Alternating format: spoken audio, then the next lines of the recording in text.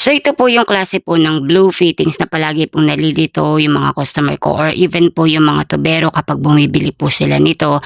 So ito po yung male adapter at yung female adapter. So para po madali pong tandaan, yung male adapter po, siya po yung papasok po. So yung thread niya po ay nasa labas at yung female naman po, siya po yung nasa loob ang thread. Siya po yung pinapasukan. So yan na, basic madali na po siyang tandaan. At syempre ito naman po yung elbow. Yung elbow po, meron po siyang thread. So, yung thread niya po, isa lang po, hindi po kabilaan ng thread.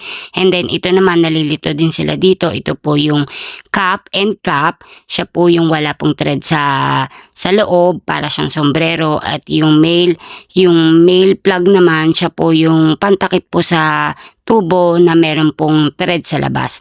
So, kapag may thread po, siya po yung male plug at kapag walang thread, siya po yung end cap.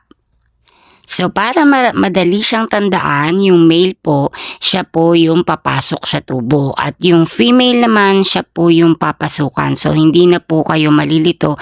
Yung iba po kasi ang tawag nila dyan ay coupling with thread. So, yun po yung tawag nila. So, palagi ko pong tinatanong, ano po yung thread? Nasaan po yung thread? Nasa loob po ba o nasa labas? So, kapag nasa labas po yung thread, siya po yung male. At kapag nasa loob naman yung thread, siya po yung female.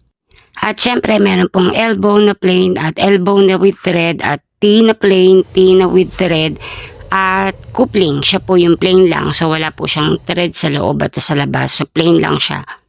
At meron din pong mga T-reducer. Yung mga sukat niya ay 1 by 1/2, 1 by 3/4, at 3/4 by 1/2.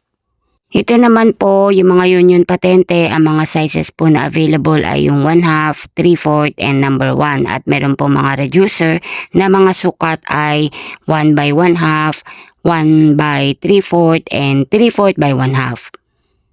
Available at Doljali Santos TikTok shop.